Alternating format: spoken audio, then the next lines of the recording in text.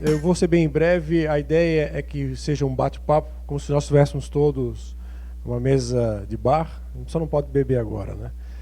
Mas o Fernando e o Henrique estiveram nesses últimos 2 dias, intensos 2 dias aqui em Florianópolis, desfrutaram de uma belíssima gastronomia, de camarões, a ostras, e ontem um belo churrasco. E conseguiram verificar quanto potencial nós temos. E as peças-chave estão aqui, a ideia é nós juntarmos naquilo que nós falamos da rede de cooperação no turismo. Então, eu vou apresentar o senhor Henrique, que trabalhou vários anos na empresa estatal de tecnologia em turismo da Espanha, Serritur, incansável na área de tecnologia, hoje um dos diretores da Global Digit, que tem diversos projetos na área de inteligência em turismo na Espanha, no México, no Chile e outros lugares. Então nós vamos ter uma noção muito clara do que é um ambiente de ecossistema de tecnologia voltado ao turismo, as relações do turismo com tecnologia, como o Estado pode se apropriar e principalmente como é que nós podemos gerar oportunidades para as pequenas e microempresas aliando tudo isso. Henrique? Bueno, a mí me toca hablar de tecnología, de cómo los destinos se están transformando en destinos turísticos inteligentes, pero antes de hablar de tecnología os quiero hacer una pregunta fundamental. ¿Para qué lo estamos haciendo? Esto que parece obvio, los destinos no se lo están planteando. Los destinos que quieren acometer la transformación digital piensan en el qué, en el cuándo, cuánto cuesta, cómo lo hacemos, pero no piensan en para qué lo estamos haciendo. Convertirse en un destino inteligente no va de tecnología, va de personas, va de aumentar la riqueza de un destino, va de aumentar la competitividad de las empresas. Y eso es para lo que estamos aquí, para aumentar la riqueza, en este caso de Florianópolis y Santa Catarina como región inteligente. O sea, la tecnología es un medio, como es la cultura, como es otras vértices de la economía. Esto es importante que lo tengamos en mente, ¿vale? Pensar el para qué queréis ser inteligente. Pero bueno, como hay que hablar de tecnología, y la tecnología está avanzando a una velocidad muy rápida, a veces perdemos la visión global. Nos centramos en el micromanagement, en las cositas pequeñitas, y no nos centramos en la visión global. Y es importante no perder perspectiva. Y de esto va esta diapositiva. Coger un poco de perspectiva. En el mundo, el año pasado, hubo 1.400 millones de turistas internacionales. 1.400. Según el barómetro de la OMT, en el 2030, y ya tiene sus años, va a haber 1.800 millones. ¿Ustedes realmente creen que en 12 años solo va a haber un crecimiento de 400 millones? No, esta cifra se ha quedado pequeña.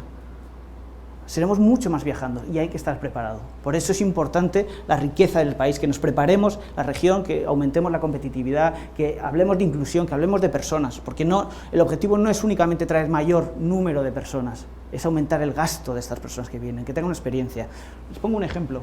El año pasado, yo cuando entré en la Secretaría de Estado, el año 2012, lo primero que me dijeron: Enrique, hemos batido récord de visitantes, 62 millones de turistas, 2012, nunca habíamos pasado esta cifra. El año pasado superamos los 87 millones de turistas. Y estos turistas internacionales dejaron 90.000 millones de euros. Ahora bien, la paradoja en España es que siempre estamos hablando de aumentar el ingreso. Lo vamos consiguiendo, pero poco a poco. Pongo un ejemplo. Estados Unidos. Estados Unidos está en el tercer, cuarto puesto. Se lo están disputando con China. A veces China es el tercero, a veces el cuarto en número de visitantes. Nosotros, España, como país más competitivo, hemos conseguido 90.000 millones. Estados Unidos ha conseguido 180.000 millones. ¿Por qué les cuento esto?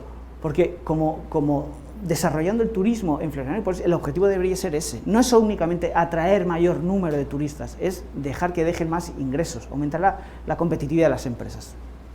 Más datos. Aquí os pongo una serie de datos para que os hagáis idea. El año pasado, sí, las agencias de viajes online invirtieron más de 1.000 millones de dólares en mejorar la tecnología. No podemos competir contra eso, no lo hagamos, simplemente juguemos con ellas, hagámoslas partícipes de esta conformación de ecosistemas tecnológicos que hablaremos ahora. Se calcula que para el 2020 haya una inversión a nivel mundial de un billón de billones en IoT, sensorización de las cosas. Eso está ahí. ¿Eso qué significa? Hay grandes oportunidades de sensorizar también hay grandes riesgos, hay que saber gestionar el tema de ciberseguridad, a grandes oportunidades, grandes riesgos, y hay que saber jugar con ellos. 30.000 millones de dispositivos móviles estarán en funcionamiento. Hoy todos viajamos con un smartphone, ¿vale? Eso es una oportunidad, hay que saber trabajar en eso. Al final, un destino inteligente, que luego hablaremos, uno de los objetivos es identificar cuáles son las necesidades y cuáles son las oportunidades de cada uno de los visitantes que nos visita para ofrecerles experiencias personalizadas. De eso va esto, de al final ofrecer unas experiencias individuales a cada uno. Pongámoslo en contexto. Más datos, 7.000 millones de personas tienen dispositivos móviles. Volvemos a lo mismo, como esta industria, la del turismo, habla de personas, pongamos en contexto, 7.000 millones de personas y hay más de 3.000 millones de personas que no tienen acceso al agua. No nos volvamos locos, la tecnología es importante, pero es más importante desarrollar a las personas, y esto hablaremos más adelante. Bueno, aquí hay más datos, tampoco me voy a extender mucho con cifras, pero simplemente lo que tengáis. Desde GlobalDIT tenemos 4 premisas que son importantes, que me gustaría compartir con todos ustedes y que bueno, las tengan en mente. En primer momento, que estamos atravesando un punto de inflexión global. Todo está cambiando, todo lo que conocemos ha cambiado y va a cambiar más en los próximos años. Tenemos que estar preparados. Las nuevas generaciones vienen jugando fuerte, hay que formarles, hay que capacitarles. ¿Esto qué significa? Pues que hay mayor sensibilidad por lo social, hay mayor tendencia a la colaboración. Cuando se habla de colaboración, de economía colaborativa, a mí no me gusta hablar de los modelos de negocio, la gente simplemente se centra en los Uber, los Airbnb, no se trata de eso. La economía colaborativa se trata de que entre todos hagamos el pastel más grande, que cooperemos y luego compitamos. Estamos en una economía de mercado, pero tenemos que ayudarnos entre todos. Por eso es tan importante la conformación de ecosistemas. 3. El negocio es generar valor para todos, valor para las personas, valor para las empresas, para la sociedad, esquemas de valor compartido. Es muy interesante porque hace unos años, bueno, y se sigue haciendo mucho, cuando se presentan los planes estratégicos se habla de responsabilidad social corporativa. Y hay mucho debate, porque a veces se dice, bueno, eso es marketing para limpiar la imagen de las empresas. Bueno, no me voy a meter en ese debate. Lo que sí es importante es trabajar con el esquema de valor compartido, que tiene ya muchos años. Pero al final, ¿de qué se trata esto? De generar mayor riqueza para el territorio donde operamos. Es lo que decía al principio, no se trata únicamente de traer mayor volumen de turistas a Santa Catarina, se trata de que las MIPYMES, las personas que viven en este territorio, se sientan orgullosas y generen mayor número de empleo y mayores oportunidades para todos. ¿Y cómo lo estamos haciendo nosotros? Pues bueno, aparte de trabajar mucho con los ODS, sobre todo estamos hablando de sostenibilidad e inclusión como elemento diferencial. Les voy a poner un ejemplo. Hace 3 años el gobernador de Michoacán, Estado de México, nos contrata para decir, quiero hacer un plan estratégico de turismo. Michoacán es un estado muy golpeado por el narcotráfico y bueno, pues querían hacer promoción, webs, etcétera. Dijimos, y nos dimos cuenta que había una beta de oportunidad. ¿Cuál era esa beta? Trabajar con colectivos en riesgo de exclusión social. ¿Esto qué significa? La cocina mexicana, perdón, es patrimonio de la humanidad, patrimonio intangible de la humanidad. Y curiosamente, bueno, no existen las casualidades, pero el punto 0 es Michoacán, la mujer cocinera tradicional. Bueno, cogimos ese colectivo y empezamos a empoderarle, capacitarle, formarle. ¿Cuál era el objetivo? No solo darle mayores oportunidades, sino que al final incluir a esos colectivos, porque luego empezamos también con guías, con jóvenes, incluirlos en la cadena de valor de la industria turística, de forma que hoy en día las grandes hoteleras, por ejemplo, las grandes cadenas hoteleras, 2 días a la semana hacen eventos de gastronomía con mujeres cocineras tradicionales, que igual no hablan ni el español, hablan purépecha, da igual, ya están ahí incluidas. Eso es dar mayores oportunidades, de esto va el turismo.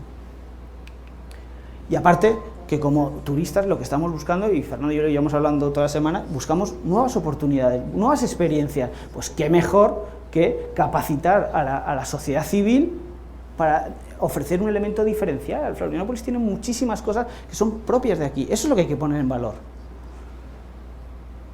Bien, Biz me preguntó también que habláramos un poco de qué es lo que hacemos nosotros. Bien, pues bueno, como decía al principio, yo he trabajado durante 4 años en la Secretaría de Estado desarrollando el modelo español de destino turístico inteligente, fue una experiencia maravillosa y ahora me paso al lado privado. ¿Por qué? Porque hay más oportunidades en cuanto a ayudar a las MIPYMES. ¿Y eso cómo lo estamos haciendo? Pues bien, en primer lugar, empezamos a conformar un ecosistema que ahora os daré os pondré el ejemplo de cómo lo hemos hecho en España, de cómo funciona la industria.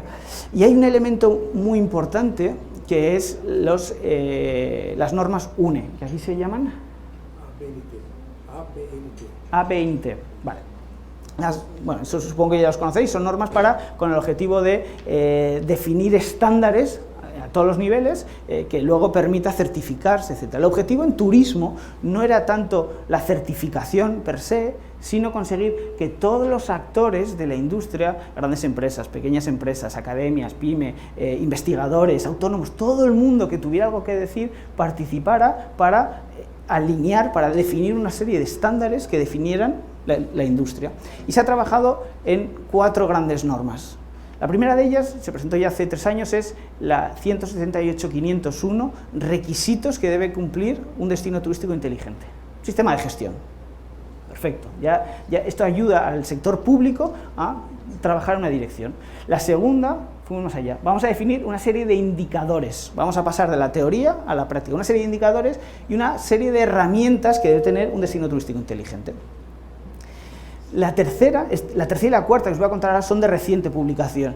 En la tercera no me voy a meter mucho porque es un nodo de Internet de las Cosas para hoteles conectados, una fricada, no es importante en este caso. La cuarta sí es importante, que es una norma de semántica en turismo. ¿Por qué esto es importante? Pues porque estamos viendo cómo cada vez más los robots, los chatbots, las nuevas tecnologías empiezan a cambiar nuestra vida. Pero lo que sí, el problema que había es que no había un vocabulario común que definiera qué es un recurso turístico. Es decir, si tú defines un hotel, la definición estándar que puede haber en Brasil es distinta a la que hay en México, a la que hay en España, a la que hay en Estados Unidos. Bien, pues vamos a definir un vocabulario que defina y que toda la industria acepte. ¿Cuáles son los atributos que conforman ese recurso? Me explico. Cuando a un niño se le pregunta qué es un hotel, automáticamente él en su cabeza piensa, le da forma, es un edificio con piscina, con restaurantes, habitaciones, ascensores, etc. Ese mismo proceso hay que hacerlo con las máquinas, hay que enseñarle cuáles son los atributos que componen, y eso es lo que hace esta norma. Vamos a definir cuáles son los estándares, pero hemos ido un paso más allá. Una vez que tengamos definidos los estándares, vamos a definir lo que es la ontología. ¿Y esto qué significa? Si ustedes, por ejemplo, lanzaran una nueva web de turismo, lo interesante aquí es que ya podemos entender patrones de consumo. Si la máquina entiende que una persona se está alojando, hospedando en un hotel de 5 estrellas, automáticamente que la máquina sea capaz de enseñarle los recursos turísticos afines a su comportamiento. Si yo sé que esta persona se queda en un hotel de 5 estrellas, no le muestres restaurantes de comida rápida. Si yo sé que es una persona que está interesada por la gastronomía local, enséñale las mejores churrasquerías, enséñale los mejores sitios para comer las ostras. De esto va la semántica, ¿vale? Esta es una norma muy interesante que acabamos de publicar. Luego, bueno, pues como decía Vice al principio, estamos asesorando en política pública a los ministros de España, de Turismo España, Chile, México, Colombia. Entonces, lo que hacemos son ayudar a la parte pública a definir estrategias, ¿vale? Públicas.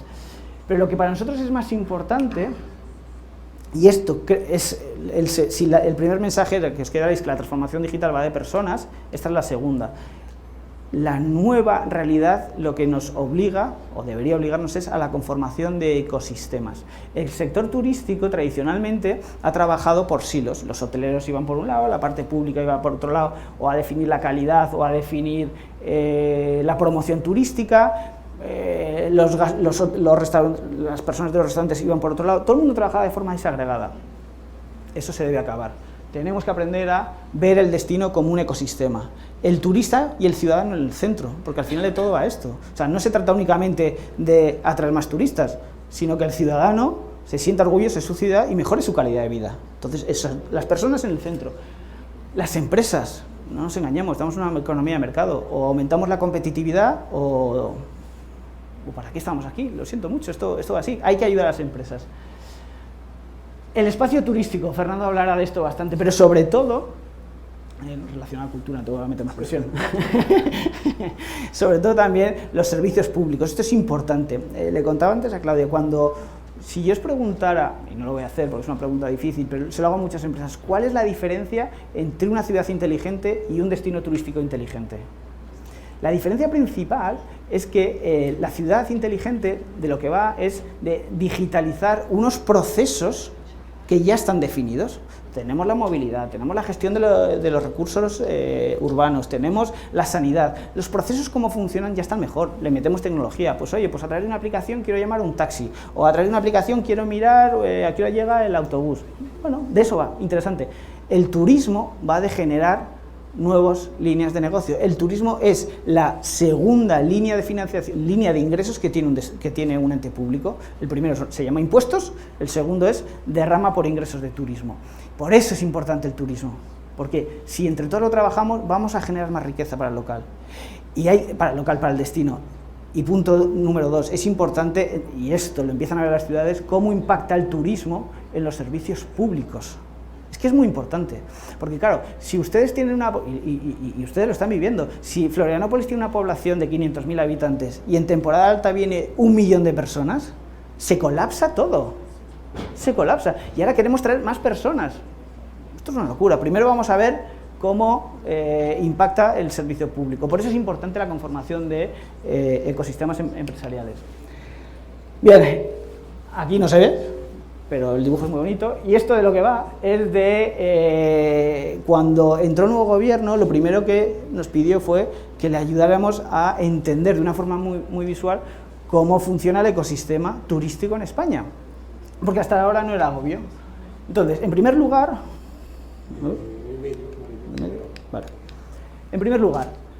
tenemos aquí las asociaciones empresariales.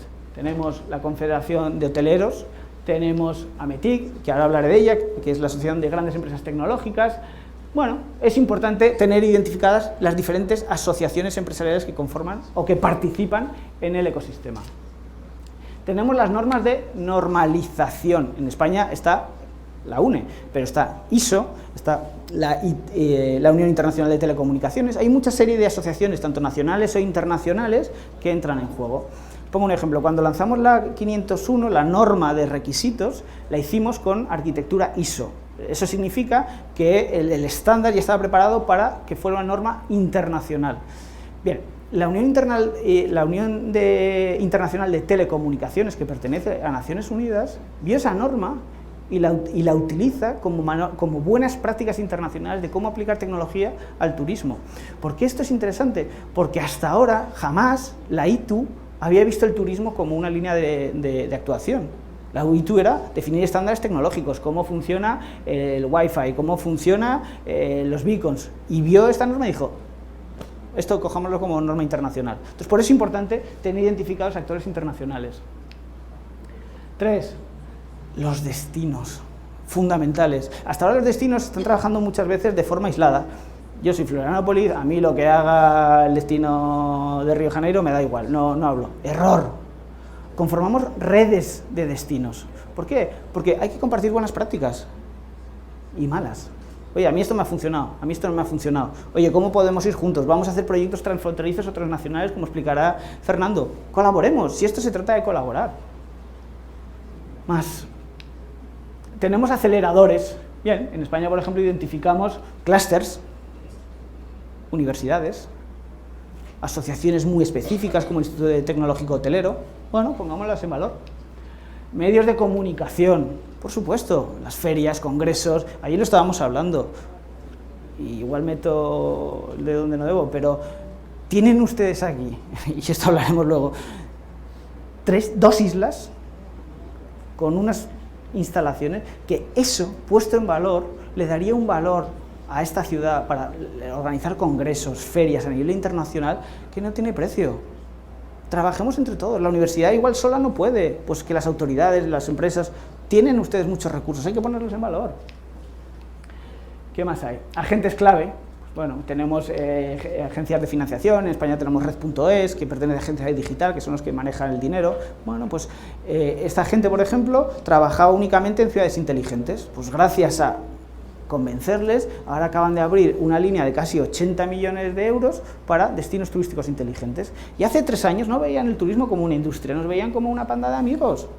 Bueno, pues han dicho, no, un momento, esto ya es serio. Bueno, les hemos atraído hacia el ecosistema. Tenemos organismos internacionales, la OMT, tenemos un montón, el BID, el CAF, bueno, también tienen que saber lo que se está haciendo aquí. Y luego tenemos la política territorial, clave, las agencias nacionales, el SEBRAE, bueno, aquí está esto en España, la Secretaría de Estado, territoriales, todos juntos que entiendan las interrelaciones que existen unos con otros. Luego BID me pidió que hablara ya más concretamente, porque hay muchos temas de los que se podría hablar, de qué es lo que estamos haciendo en AMETIC.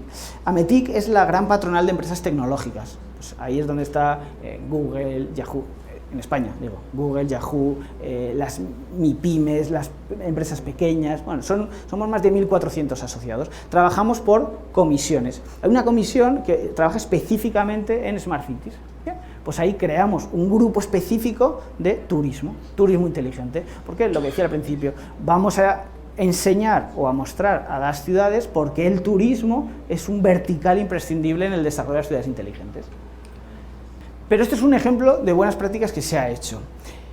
En España tenemos Exceltur, que es la alianza de las grandes empresas turísticas, los hoteleros, Meliá, Iberia, todas las grandes empresas. Entonces, cuando el año pasado entra un nuevo presidente y le viene a decir a la Secretaría de Estado, secretaria, el sector privado está haciendo grandes inversiones en los destinos, ya no solo inmobiliarias, sino tecnológicas, y la percepción es que los destinos no saben de qué va esto de la transformación digital. O nos ponemos a igual, o tenemos un problema. Yo como hotelero no me voy a gastar 1.000 millones en desarrollar mi tecnología cuando luego el destino dice que es inteligente porque tiene una wifi que va a velocidad de tortuga. Esto no puede funcionar. Entonces, bueno, dijimos, tiene sentido. ¿Y qué hicimos? Bueno, pues vamos a poner, primeramente, la primera fase, vamos a dividir 3 grandes focus group. Por un lado, y a todos les hacíamos la misma pregunta. ¿Cuáles son los puntos críticos de la transformación digital en la cadena de valor del turismo? ¿Cuáles son esas brechas que hay que trabajar entre todos? Entonces, pusimos por un lado a los destinos urbanos, ¿veis? Valencia, Barcelona, Madrid, Sevilla, la FEM, que es la Federación Española de Municipios y Provincia. Vamos a debatir, vamos a hablar, contarnos cuáles son vuestras impresiones. Por otro lado, pusimos a los destinos turísticos, pues aquellos destinos que no son grandes ciudades, pero que la importancia del turismo es importante. Ejemplo claro, Benidorm. Benidorm, que supongo que lo habréis oído, tiene una población de 150.000 habitantes, pero recibe a lo largo del año casi 5 millones de turistas. Como destino, pues, o sea, como ciudad, dice, no es una gran ciudad, ya, pero es un destino importante. La misma pregunta. Y luego pusimos a todos y cada una de las grandes empresas a hacer la misma pregunta. ¿Y de ahí qué salió? Bien, de ahí salió la identificación de estos 20 grandes temas críticos. Bueno, ya tenemos una hoja de ruta, casi un comienzo, un plan director, de en qué línea tenemos que trabajar. Y hay temas muy, muy importantes. El primero de ellos para mí es la clave. Dificultad para interactuar con el viajero en el destino. En el ciclo de viaje, el antes ya está muy bien resuelto. Las webs, analítica, redes sociales que también sirven para el después, perfecto. Pero una vez que llega el turista al destino, es un agujero negro. No sabemos lo que hace, por dónde se mueve, qué le interesa, cuáles son los flujos.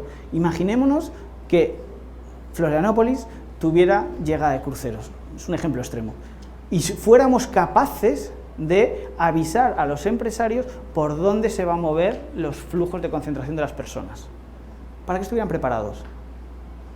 Por ejemplo, entonces, bueno, al final se identificaron estos 20, que no los voy a leer porque son muchos, pero tenemos ya una línea de actuación. Y esto es la primera fase. La segunda fase se está trabajando en, vamos a definir cómo la tecnología puede solventar, paliar o ayudar a cada una de estas fases críticas. Al final se trata de reducir la brecha. Bueno, y al final, porque esto es interesante, porque todos los actores están trabajando en la misma dirección, destinos, empresas, personas. Bueno, pues esto salió, o en esto estamos trabajando desde el grupo. Y finalmente, bueno, poneros en un ejemplo de un evento que se hizo el año pasado y que vamos a repetir este año, y creo que es interesante por lo que decía que Florianópolis podría hacer lo mismo. Decidimos hacer un gran congreso que pusiera por primera vez a la parte pública, a la parte de las MIPYMES y a la gran empresa tecnológica. Y por primera vez un evento en el que todos pudieran debatir como estamos hoy, pero con cifras pues bastante más elevadas, ¿no? Más de 22 patrocinadores, 250 asistentes. Al final hay que transmitir y hay que hablar, porque al final la tecnología se trata de eso, de hablar y de que nos comuniquemos. Entonces, bueno, simplemente ya para terminar, porque creo que ya me estoy extendiendo demasiado, a mí me encanta terminar siempre con esta frase, porque al final se trata de eso. Tenemos la gran suerte de trabajar en una industria que va de personas, de verdad. O sea, yo trabajo en tecnología, he trabajado en finanzas, he trabajado en muchos sitios, pero la verdad es que cuando llega turismo, dices, ostras, esto es diferente. Y entonces, lo que sí es importante es que nos mentalicemos de que el turismo es una herramienta maravillosa para hacer un mundo mejor, porque al final las decisiones que tomemos hoy son las que van a condicionar las generaciones futuras. Y el turismo, con todo lo que mueve, las grandes cifras que os daba al principio, 15% del empleo a nivel mundial, 12% del PIB, del Producto Interior Bruto a nivel mundial, con todo lo que mueve, si no somos capaces de hacer un mundo sostenible, en el cual tanto los recursos como las personas estén involucradas y crezcamos todos juntos, nos cargamos el planeta, nos lo cargamos. Pero el turismo, casualmente, es la herramienta perfecta para evitar esto. Así que, muchas gracias.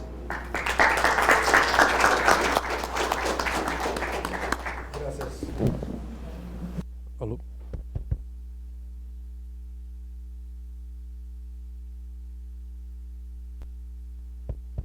Alô?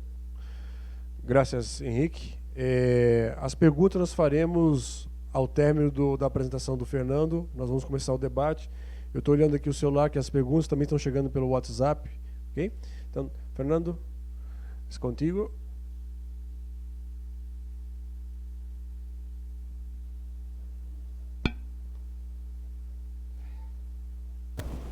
¿Se oye? Sí. Buenos días. A pasar es... Este para pasar y este para... Y este es el... Sí. No, este. Para vale, irnos. para pasar es este, ¿no? De hecho. Buenos días. No les hablaré en portugués porque no lo domino lo suficiente. Les hablaré en español despacito, que supongo que me podrán entender. Yo vengo a hablar de patrimonio. Somos expertos en hacer planes directores, planes de intervención en patrimonio. Y el patrimonio, el turismo relacionado con el patrimonio, tiene básicamente tres ventajas. Hablaba sobre el turismo en general. Hablaba Enrique que España había tenido 90 millones de turistas el año pasado, pero de esos 90 millones de turistas, muchos de ellos vienen exclusivamente a las playas, porque es verano, y cuando no es verano no vienen, y por tanto son estacionales. Muchos de esos turistas, cuando las playas de Turquía, de Egipto o de Túnez no tengan amenazas terroristas, como son más baratas, se irán allí.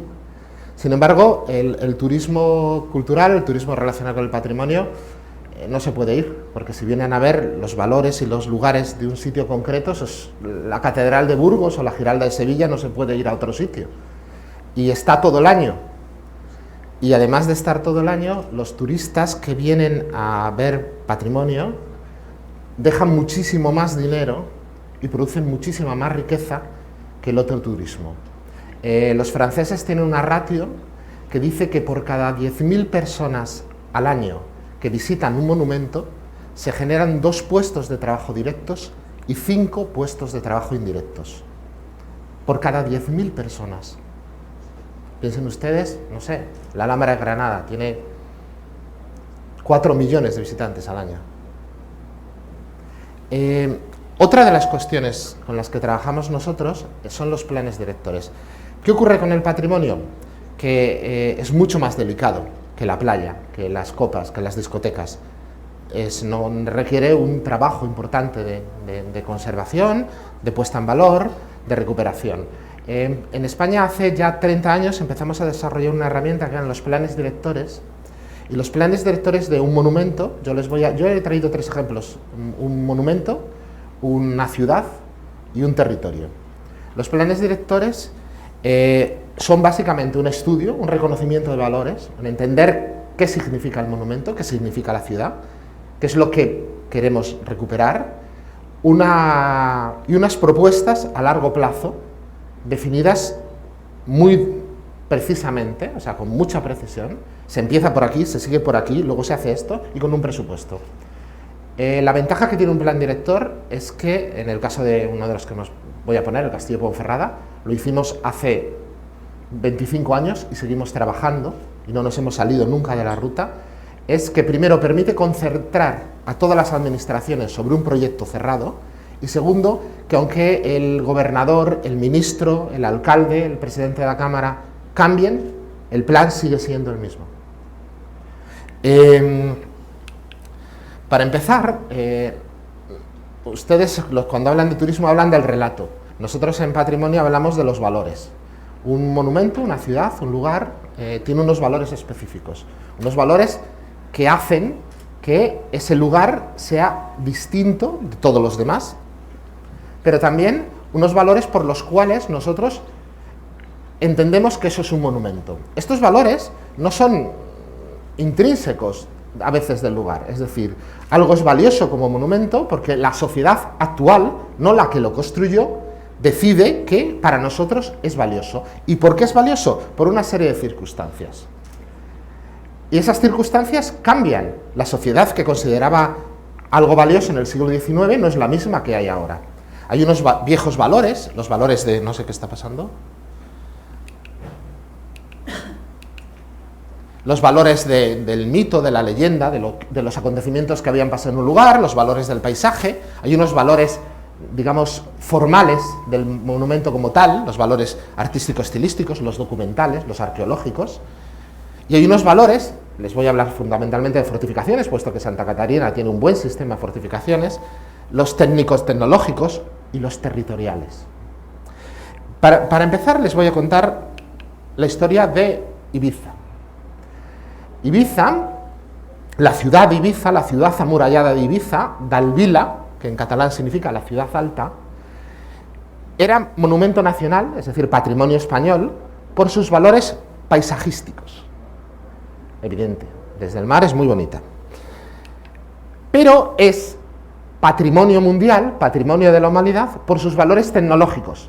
No la declararon patrimonio de la humanidad porque es muy bonita desde el mar, la declararon patrimonio de la humanidad porque la tecnología con la que está construida es la base con la que luego se construyó todas las fortificaciones del resto del mundo y fundamentalmente de América.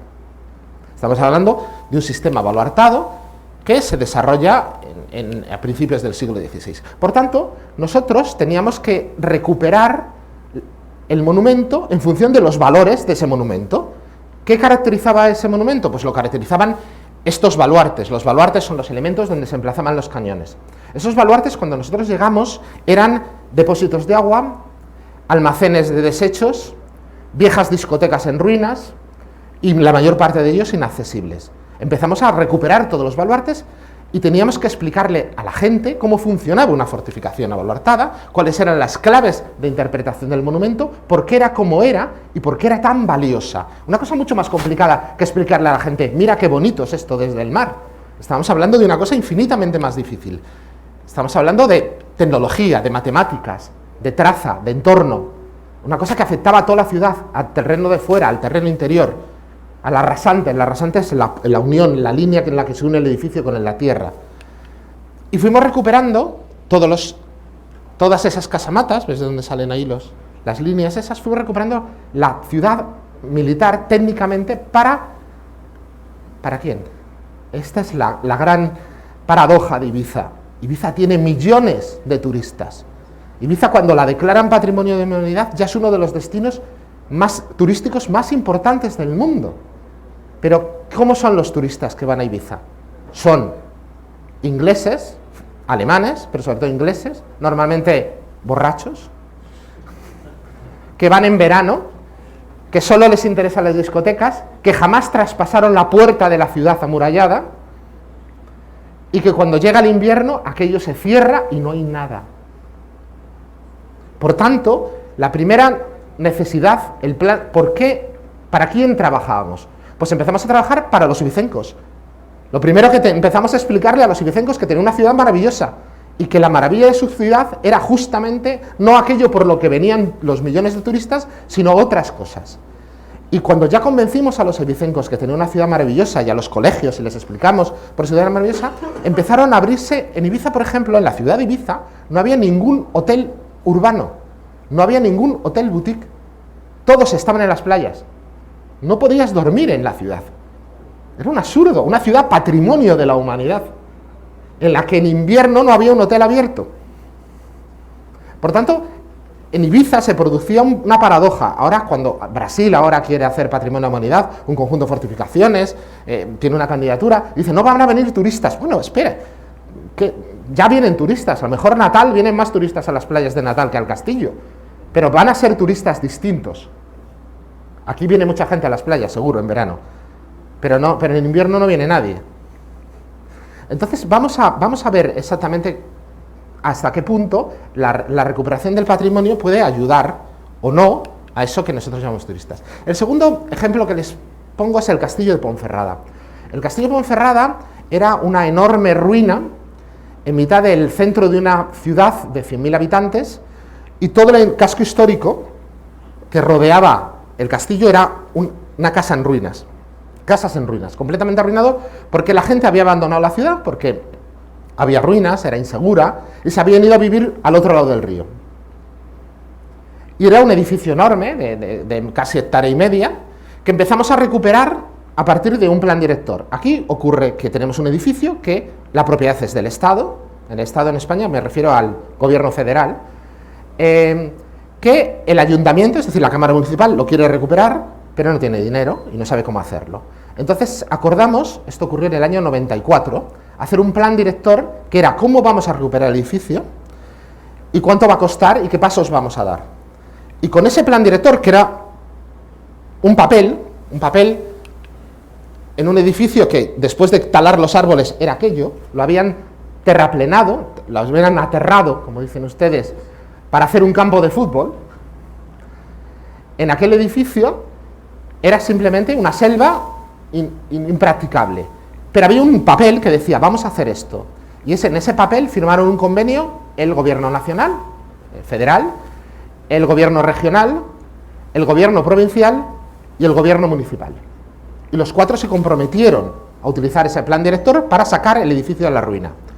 Y después tuvimos la suerte de que ese mismo documento nos sirvió para presentarnos a fondos europeos y conseguimos otros 7,5 millones de euros para recuperar el edificio como una infraestructura urbana que daba servicio. Estos eran las ruinas de los edificios interiores del castillo medieval, y el proceso de ir recuperando todo ese elemento, un proceso riguroso.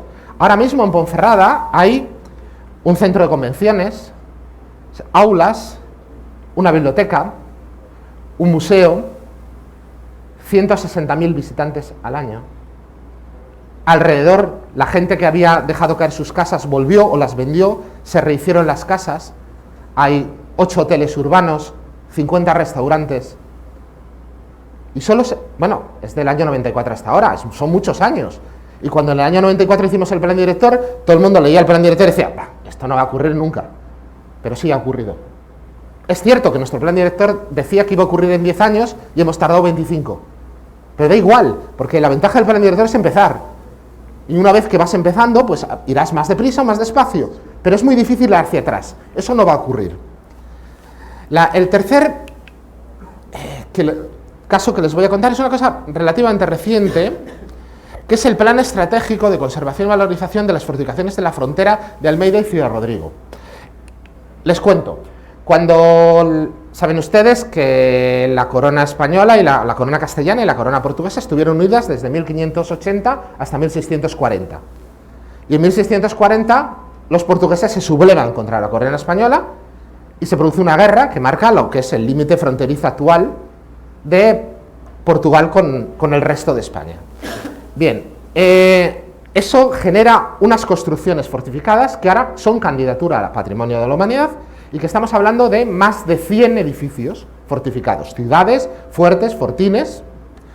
Estamos hablando de fortines muy pequeñitos, separados por pasos y ríos, fortificaciones medievales, ciudades medievales transformadas, fuertes medianos, que controlan también pasos, grandes fuertes abaluartados, ciudades completas, fortificadas, y a veces es novo, que se construyeron: Olivença, Estremots, Caminya, Campomayor, Alcántara, Montsao, Portalegre, Arroches, Badajoz, Elvas, Tui, Ciudad Rodrigo, Almeida, Valencia, Dominio.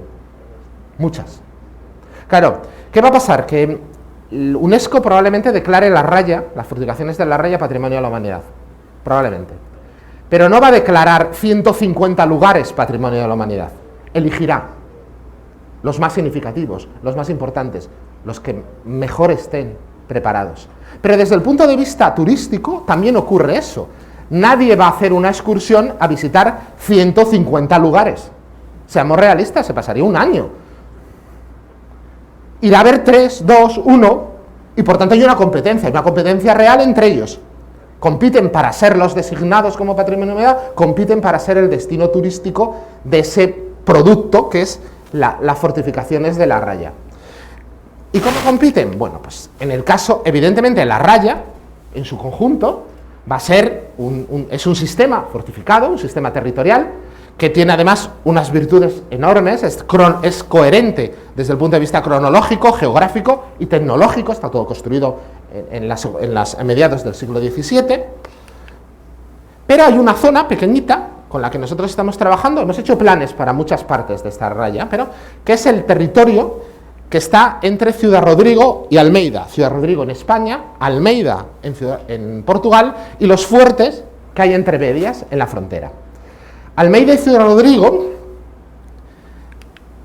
aquí vemos el territorio, veis un poco el territorio en planos ya del siglo XVII y XVIII, con sus fuertes y sus fortificaciones, y aquí tenemos estas ciudades magníficas, Ciudad Rodrigo, Almeida, los fuertes intermedios, estas plantas estrelladas de la fortificación del siglo XVII.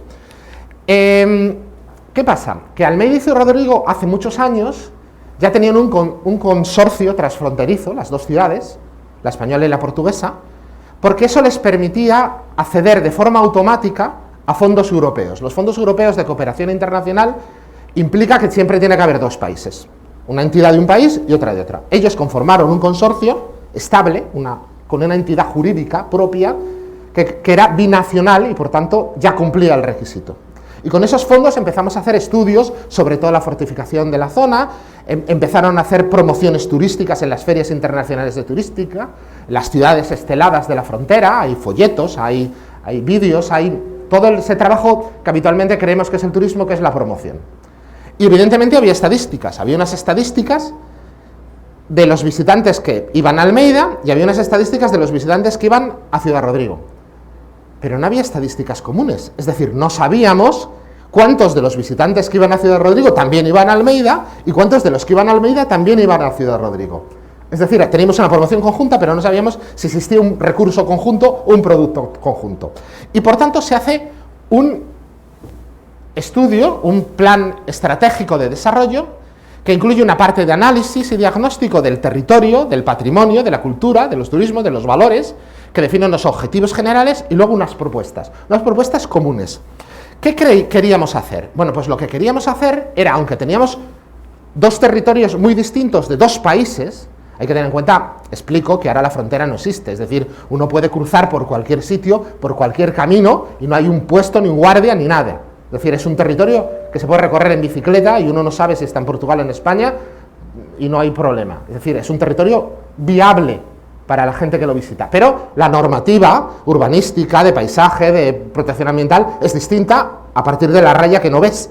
Es decir, este lado tiene la legislación portuguesa, en este lado tiene la legislación española. Pero teníamos un referente a nivel de legislación, que era la legislación europea. Y por tanto, como tenemos un punto de convergencia, podíamos trabajar hacia ese punto de convergencia. En el caso de patrimonio, como las dos ciudades quieren ser patrimonio de la humanidad, teníamos un punto de convergencia, que era las normativas de UNESCO. Y teníamos un punto al que podíamos ir desde las dos ciudades y desde su territorio. Hay un análisis histórico de cómo se va formando la frontera, de cómo van surgiendo los distintos lugares, de cuáles eran los caminos por los que se recorrían. Hay un análisis de cada una de las ciudades, de cada uno de los elementos, de su patología, de sus problemas, de los problemas de protección urbanística, incluso del turismo. Empezamos a averiguar, hicimos una encuesta una encuesta con la gente que venía en verano a ver exactamente qué pasaba. Entonces descubrimos que la mayor parte de la gente que pasaba por Ciudad Rodrigo desconocía que existía Almeida, pero la mayor parte de la gente que estaba en Almeida sí sabía que existía Ciudad Rodrigo. Y lo que ocurría es que la mayor parte de los turistas que iban a Ciudad Rodrigo venían de muy lejos, venían de Lisboa, de Oporto, de Madrid, de Barcelona, porque en la vía de comunicación, el tren, la autopista, pasa junto a Ciudad Rodrigo. Pero el paso de la frontera ya no es donde era históricamente. Es decir, ya no pasas por Almeida. Almeida queda separado del paso de la infraestructura. Entonces, el turismo de Almeida, que había mucho español y mucho portugués, era un turismo local. Por tanto, no había una competencia. Curiosamente, lo que queríamos intentar era que las dos ciudades funcionaran de forma conjunta en muchos aspectos. Y se los voy a explicar. Había 3 objetivos. En español utilizamos una palabra que sé que no se entiende en portugués, así que la tengo que explicar, que es vertebrar. Vertebrar es dotar a un cuerpo de huesos. Es decir, yo tengo un cuerpo amorfo, si le pongo huesos, está articulado y se puede mover. No es una masa amorfa, eso es vertebrar. Vertebrar un territorio significa dotarle de infraestructuras, de servicios comunes que le hacen funcionar de forma conjunta. Bueno, pues el objetivo fundamental que teníamos era mejorar y vertebrar el territorio, mejorar y vertebrar los criterios de intervención y los mecanismos de exposición y valorización del patrimonio, y mejorar y vertebrar la percepción conjunta del territorio como una única cosa. Para vertebrar el territorio empezamos a trabajar con una estrategia que lo llamamos el bypass. Teníamos que conseguir que la gente entendiera, les pondré, como son ustedes básicamente turismo, lo entenderán muy bien. Si yo tengo solo Ciudad Rodrigo, la gente que llega a Ciudad Rodrigo ve Ciudad Rodrigo en un día, come y se va. Pero si yo tengo Ciudad Rodrigo más un territorio más otra ciudad amurallada, esa gente ya no se va, tiene que dormir. Con lo cual a Ciudad Rodrigo le venía muy bien tener asociado a Almeida, pero a Almeida le venía muy bien que todos los turistas que pasaron por Ciudad Rodrigo vinieran a Almeida. Por tanto, estábamos jugando a que fuera una única cosa, pero eso significaba que teníamos que recuperar los caminos históricos con sus puentes construidos por los ingenieros, las carreteras históricas que no eran autopistas, pero da igual, porque cuando un motorista va a recorrer unos pocos kilómetros, no hace falta que sea una autopista, todo el recorrido, o sea, hacer un territorio con unos caminos, que eran los caminos históricos, entre las dos ciudades. Y además un territorio que permitía que si uno salía de la ruta principal aquí, podía volver a la ruta más adelante, no tenía que ir hacia atrás, y al revés, por eso lo llamamos bypass. Les invitábamos a la gente a hacer un bypass de varios días, o de 2 días, o de 3, o de una semana, para quedarse en este territorio. Y se hacían una serie de propuestas de recuperar los caminos históricos, de vincular unos elementos con otros, de vincular la promoción, pero también los mecanismos digitales de reserva, es decir, que hubiera una única plataforma donde poder reservar un restaurante fuera portugués o fuera español, donde poder reservar un hotel fuera español o fuera portugués. Les voy a contar, justo en la raya fronteriza, es que no he traído la diapositiva, es muy bonita, justo en la misma raya, encima de ella, hay un fuerte español, un fuerte fantástico, que ahora ha sido convertido en un hotel para la gente. Está tan en la raya que tú, si sales por la puerta y vas hacia la izquierda, estás en Portugal, y si sales por la puerta y vas hacia la derecha, estás en España. Por tanto, ¿qué sentido tenía tener sistemas de reserva hotelera, sistemas de transporte público de un lado al otro? Era un absurdo. Pues ese mecanismo, es decir, ¿cómo tener un transporte público común? Estamos hablando de 2 países. Hay gente que te dice, no, es que ¿cómo vamos a poner de acuerdo al Estado federal con la Cámara Municipal? Bueno, es que estamos poniendo de acuerdo a 2 países. Para hacer nuevas salidas a la autopista hay que hablar con Lisboa y con Madrid. No basta con decidirlo en la frontera. Ven ustedes todo el proceso de proyectos concretos que van a mejorar este fuerte, este camino, esta puerta, para bicicletas, para caballos, para peatones, para coches de turistas. Todo ese proceso de construir un territorio, de reconstruir un territorio, pero el territorio ya se lo habían construido los ingenieros en el siglo XVII. También, evidentemente, si nosotros queremos entender cómo funcionaba el territorio, protejamos cómo llegábamos a las ciudades desde esos caminos. Las protecciones de entorno, de vistas, de paisaje, se alargaban varios kilómetros en función de los caminos que nosotros queríamos que la gente recorriera para entender cómo funcionaba el lugar. Son ciudades fantásticas, maravillosas, con las murallas intactas, pero ¿cómo llegas a ella? ¿Cómo te aproximas? ¿Qué ves cuando te aproximas? ¿Qué distorsiona la vista cuando te aproximas? Evidentemente el tema de la normativa urbanística, el tema de las intervenciones reales, y luego estaba el tema de mejorar la valoración conjunta. Y un aspecto que afectaba a la candidatura de Patrimonio de la Humanidad, pero que también afectaba a cómo nos ven por fuera. Hay, básicamente, lo que está ocurriendo, lamento que no se lea, es que ahora mismo La Raya quiere ser Patrimonio de la Humanidad, las fortificaciones de La Raya, y hay varias ciudades, Almeida, Elvas, Bonsao, Valencia do Miño, portuguesas, que quieren ser. Y Ciudad Rodrigo se podría sumar una vez que estas ciudades lo sean. La segunda es que Ciudad Rodrigo se sumara a la candidatura antes de que la candidatura se cierre. Pero lo que nos interesa a nosotros es esta. Es que Ciudad Rodrigo se sume a Almeida para ser una única cosa que se suma a las otras y que compite con las otras por ser designada y por ser, al mismo tiempo, reconocida. Es decir, por tanto, lo que estamos haciendo es estructurar carreteras, elementos naturales, hoteles, pero sobre todo patrimonio, reconocimiento internacional de ese patrimonio para convertir una ciudad que tiene un potencial turístico brutal en algo mucho mayor, porque unidas van a ser siempre mucho mejores que separadas. Y esto es todo. Muchas gracias. Graças, Fernando. Antes de começarmos o debate, quero pegar dois slides, um do Fernando e outro do Henrique. Começar pelo Fernando. Quando ele mostra o modelo Portugal-Espanha de integração. Ontem nós fizemos com eles na segunda-feira, os fortes aqui estão aqui na ilha, sábado, domingo e segunda, fizemos um passeio com eles a pé no centro da cidade para entenderem como o mar, nós invadimos o mar, né, com o aterro e como nos viramos de costas para o mar. E ontem eles foram para Inhatomirim. E eles voltaram assim, como é que isso aqui não é um belo de um produto de vocês? 5 cidades, vereador Padrão, obrigado pela presença, e o João também, seu assessor. Nós temos que conversar com os municípios, vereador. Porque esse é um produto que vai ter que integrar 5 municípios, integra a educação, integra a cultura dos municípios, e principalmente empreendedorismo local. Nós temos vários pescadores que alguns não param de trabalhar por causa da antissafra, que poderão ser qualificados e fazer o transporte para lá.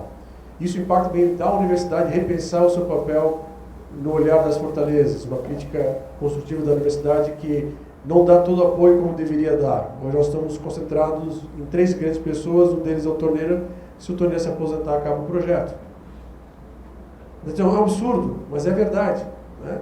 Então, para mostrar que nós temos essa possibilidade, se eles conseguiram fazer com 2 países, por que nós não vamos conseguir aqui o exemplo da Grande Florianópolis, como nós podemos fazer no Oeste, como nós podemos fazer no Vale do Itajaí.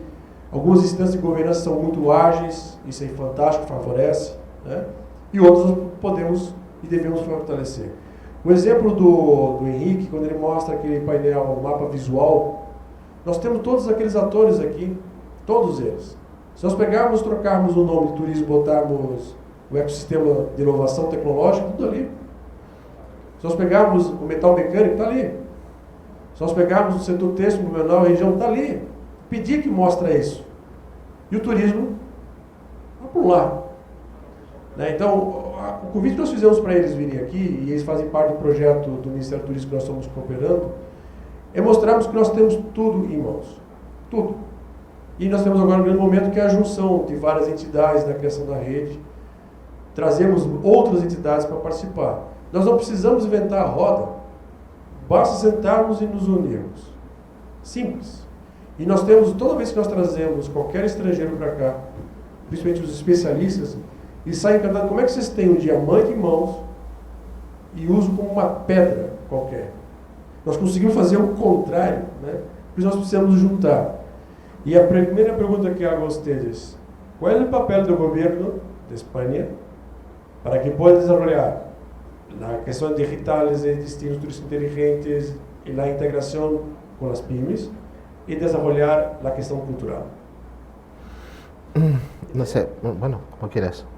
No, a ver, a nivel, es que estatal en Brasil se entiende, a nivel nacional, se han dado muchos avances muy interesantes, porque, por ejemplo, dentro del Plan Nacional de Arquitectura Defensiva, pero del Plan Nacional, el Ministerio de Cultura tiene muchos planes de intervención, planes nacionales de arquitectura defensiva, de catedrales, de monasterios, de iglesias, de puentes, de ciudades históricas. Entonces, en todos esos planes se ha puesto como condición previa para la actuación la redacción de un plan director, es decir, de definir un marco general de estudio y un programa general de intervención. Pero luego, por ejemplo, existe una línea de ayudas del Ministerio de Fomento, que se llama Ministerio de Infraestructuras, que se llama el 1,5% cultural, que significa que el 1,5% cultural, del 1,5% del presupuesto que se gasta en infraestructuras, trenes de alta velocidad, puertos, aeropuertos, grandes líneas de autopistas y todo el 1,5 se tiene que dedicar a cultura. Y para optar, para que un edificio o un monumento pueda optar a esa ayuda, tiene que tener un plan director redactado. ¿Por qué? Porque el tener un plan director o un plan estratégico, el plan director o el plan estratégico, una vez que se ha aprobado, es ley.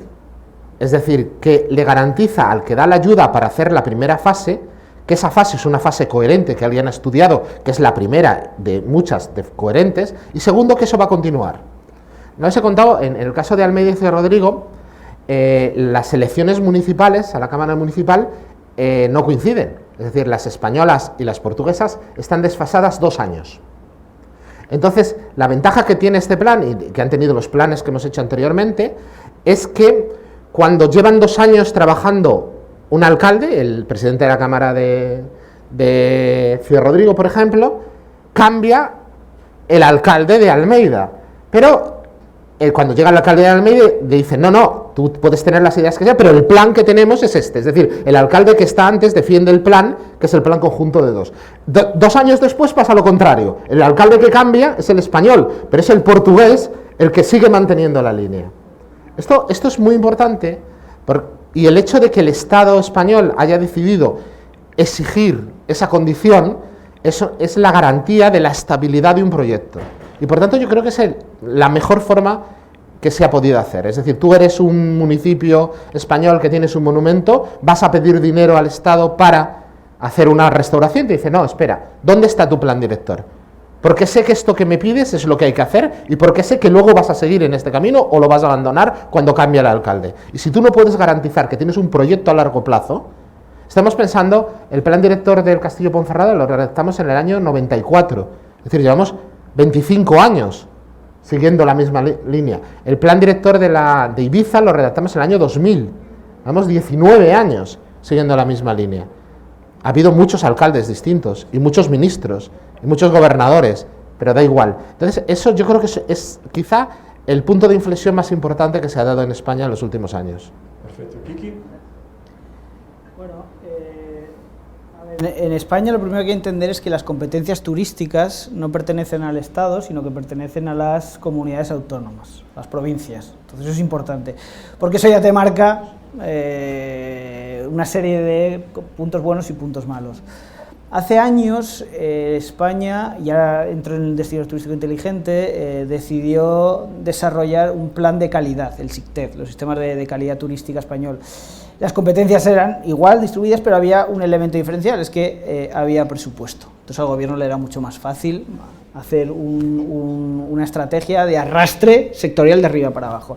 Ahora con el turismo inteligente no hay presupuestos y por lo tanto lo que puede hacer el gobierno y lo que está haciendo es montar elementos que generen tracción a través de un liderazgo institucional, es decir, convencer a los destinos y a los actores de que este es el camino. ¿Y cómo lo está haciendo? En primer lugar se definió una metodología, que fue la que empezamos a trabajar hace varios años, que sigue evolucionando y donde bueno, pues empieza a compartir a través de Segitur, de Invatur, de otra serie de instituciones, pues que ese es el camino a seguir.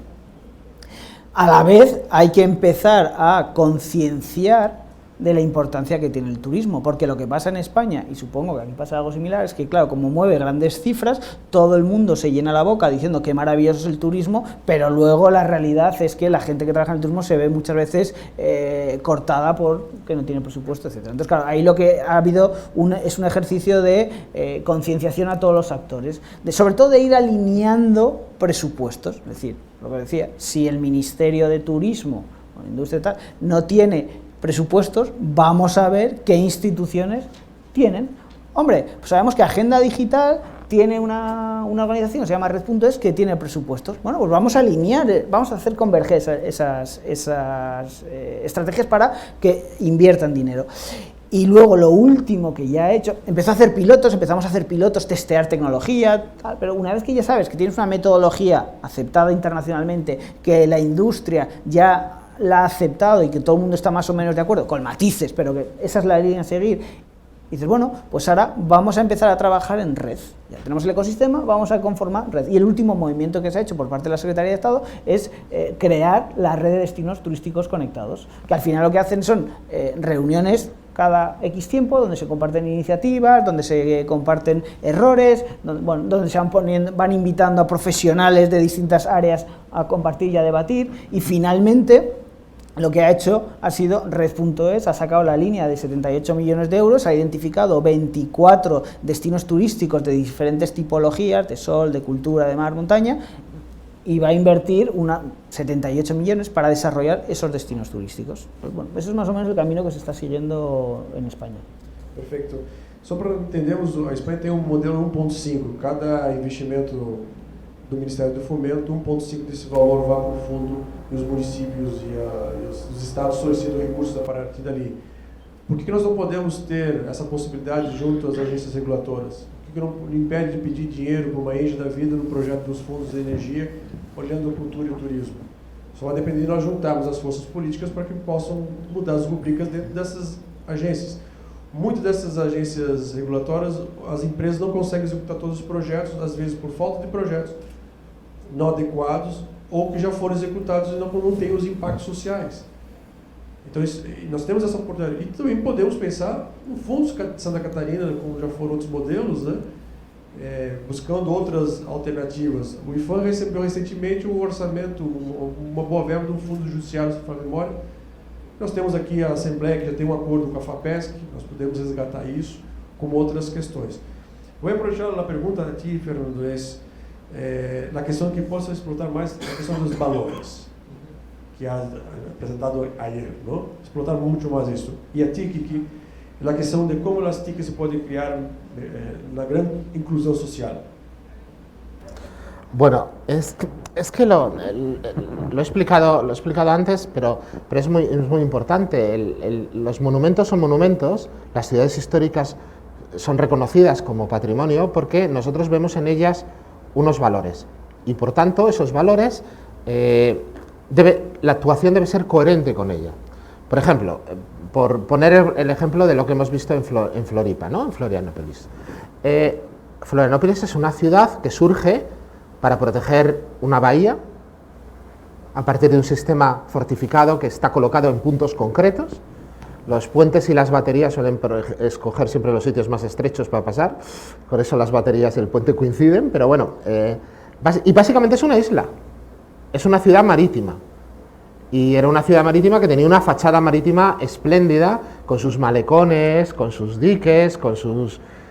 que hemos visto en fotografías antiguas y que ahora la ha sustituido por un terrado enorme lleno de autobuses. Claro, si yo reflexiono sobre el valor de mi ciudad, tengo que empezar reconociendo que soy una ciudad marítima, ¿no? Y las ciudades marítimas se llega por mar, a Lisboa se llega por la plaza de comercio, a Nápoles se llega por el frente Castelnovo, tienen una fachada marítima por donde recibían a la gente, en barco. La reflexión sobre los valores es esa, es decir, ¿cuál es la característica de mi ciudad? ¿Qué hace que mi ciudad sea distinta, sea especial, sea única con respecto a los demás? Pues en el caso de Floripa, que tengo un sistema de protección naval militar, fortificado, en función de un tránsito que también era de barcos. El barco más grande que he visto es una recreación bastante burda de un barco pirata. Es el barco más grande que he visto en Floripa. ¿Cómo puede ser eso? ¿Cómo puede haber una isla sin barcos? Pero no barcos para que vengan los turistas, barcos para que cruce la gente y vaya al trabajo. ¿Por qué no hay transporte marítimo en esta isla? Es inexplicable. ¿Por qué no hay una...? Es decir, no está, porque a veces pensamos en la viabilidad para los turistas, ¿no? Empecemos a pensar en la viabilidad de la gente. Alguien ha dicho, si viene 1 millón de turistas a Floripa, ¿cómo van a cruzar a la isla? ¿Por ese puente? ¿O por el nuevo? O viejo, perdón. No, claro, reflexionar sobre quién eres es la parte principal para venderte.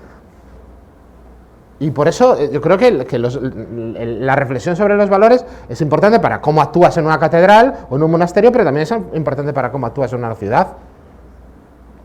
No sé si es eso. ¿Y la inclusión? La inclusión. Bueno, primeramente, ¿qué es lo que está ocurriendo? Claro, las grandes empresas tecnológicas son las que van marcando la inercia, la tendencia en lo que es esto del turismo inteligente. ¿Esto qué significa? Pues que se están haciendo grandísimas inversiones en plataformas, en tecnología, en wifi, en bueno, una serie de tecnologías que, bueno, que dicen que van a cambiar el mundo. Claro, ¿qué pasa? Que la industria del turismo, eso es importante, pero lo que es más importante, desde nuestro punto de vista, es las personas.